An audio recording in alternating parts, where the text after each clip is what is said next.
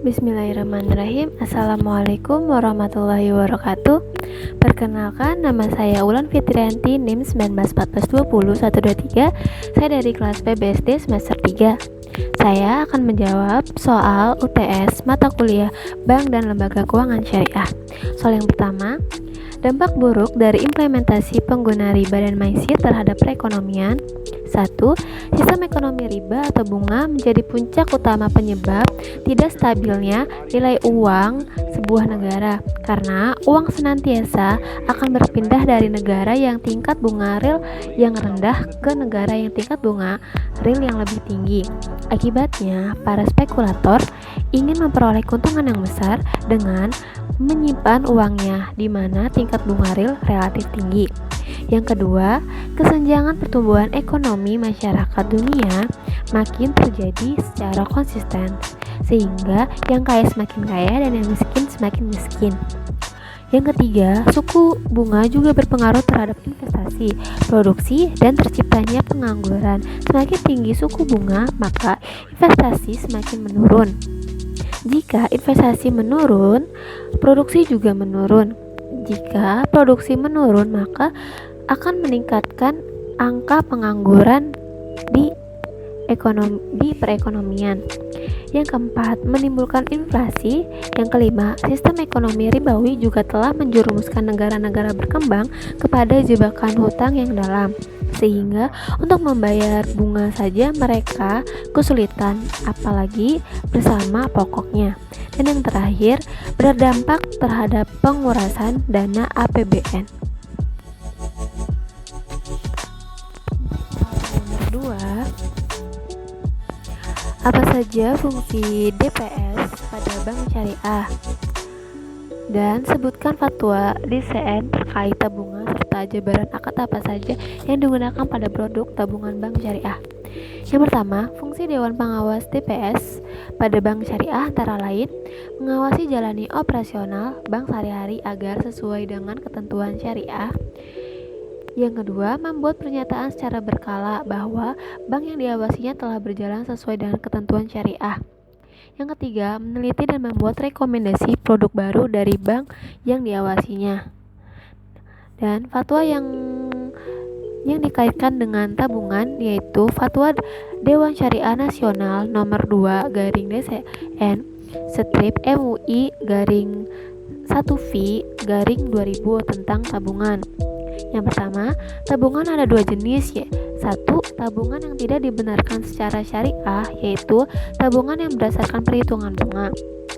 Yang kedua, tabungan yang dibenarkan, yaitu tabungan yang berdasarkan prinsip mudharabah dan wadiah.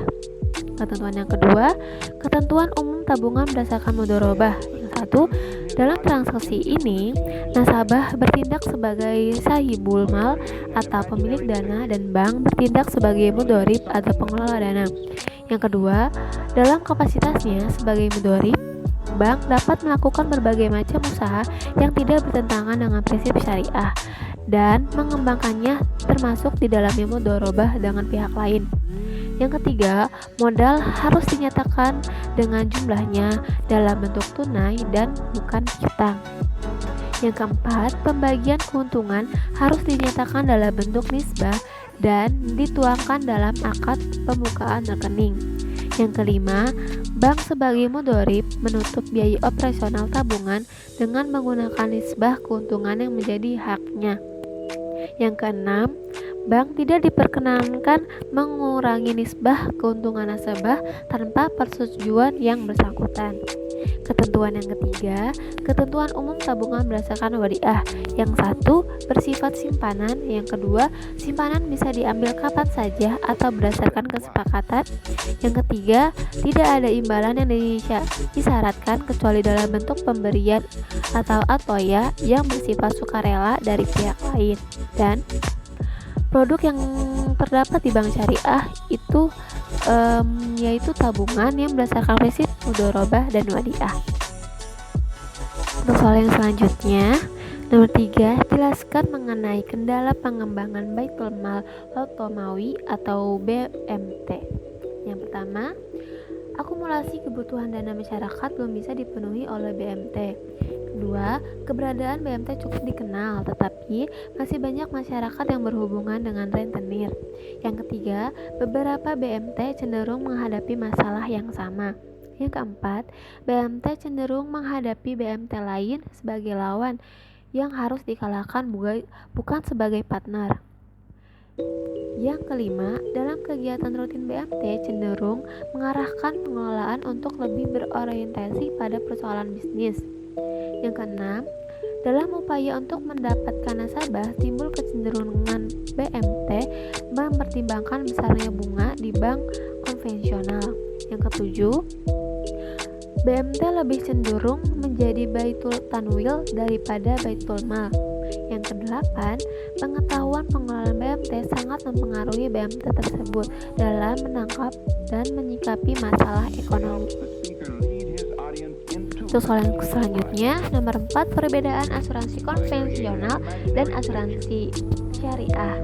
Yang pertama, keberadaan DPS dalam perusahaan asuransi syariah merupakan suatu keharusan.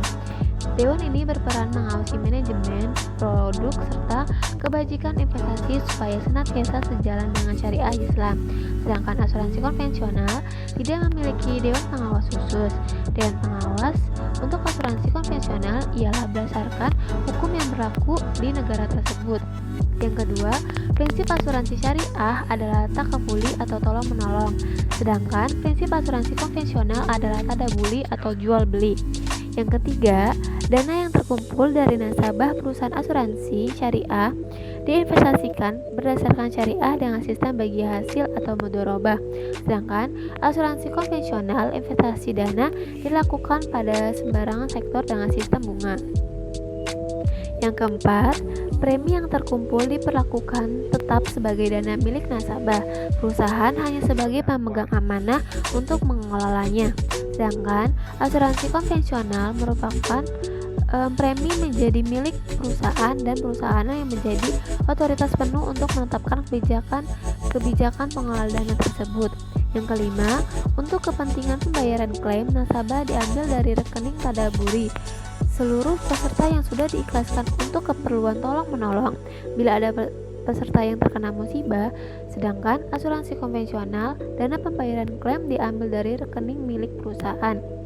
Yang keenam, keuntungan investasi dibagi dua antara nasabah selaku pemilik dana dan dengan perusahaan selaku pengelola dana dengan prinsip bagi hasil. Sedangkan asuransi konvensional, keuntungan sepenuhnya menjadi milik perusahaan.